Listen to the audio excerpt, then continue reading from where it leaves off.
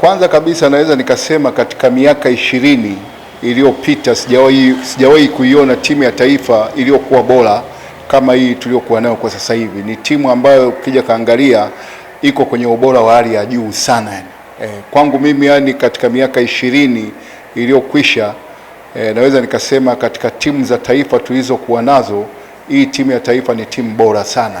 Kiwango kwanza ukija kaangalia kwa mchezaji mmoja mmoja ni viwango vizuri sana. Kinachohitajika sasa hivi naweza nikasema kwa hii AFCON tuangalie kama tunaweza tukapata tena wachezaji angalau kama 6-7 hivi au 4 wakipata nafasi tena za kwenda kucheza nje ya nchi, naweza nikasema 2027 tunaweza tukawa tuna timu yani ya ushindani mkubwa sana ambayo tunaweza tukasema hii kwamba inaweza ikatuvusha robo finali au kwenda mpaka nusu finali. Maanake ujue kikubwa ambacho tunakiona kwa wachezaji wetu wanaocheza nje, kuna kitu wamekiongeza kikubwa sana. Maanake ukija kaangalia kwa sasa hivi wanacheza yani pasipokuwa na pressure aina yoyote wala hofu ya aina yoyote. Sasa ukija ukachanganya na hao wachezaji wanaocheza ya ligi ya ndani, nadhani kuna mchanganyiko mzuri sana yani. Ila kikubwa zaidi naweza nikasema kwa sasa hivi tuangalie zaidi wachezaji wetu watoke nje ya nchi ili baadaye angalau 2027 waje kupambana, ambapo yani tunaweza tukasema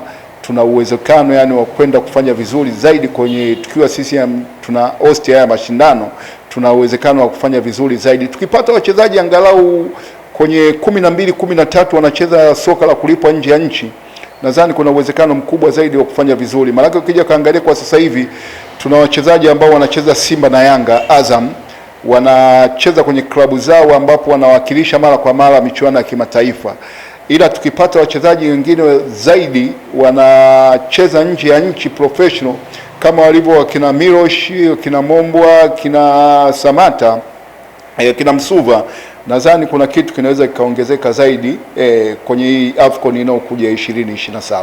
Kwanza tutafanya kosa kubwa sana tukisema sasa hivi tumkabidhi mwalimu yoyote yani timu ya taifa pasipokuwa Gamondi.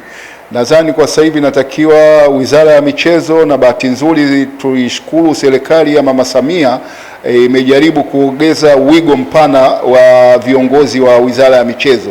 Kikubwa zaidi ninachotakiwa sasa hivi TFF na wizara wajaribu kukaa na mwalimu Gamondi ili wampe majukumu kwa 100% ya kuifundisha timu ya taifa, angalau tunapokwenda kwenye AFCON asiwe tena anaumiza kichwa kwenye klabu yake labda ya Singida, lakini nimepata taarifa kidogo huenda kule majukumu yakawa yamepungua, ila inachotakiwa mwalimu Gamondi aachiwe kwa 100% yeye a concentration na timu ya taifa tu pasipo kuingiliana na sehemu nyingine yoyote yani. Mwalimu Gamondi naweza nikasema kwa sasa hivi ni mwalimu sahihi kuifundisha timu ya taifa.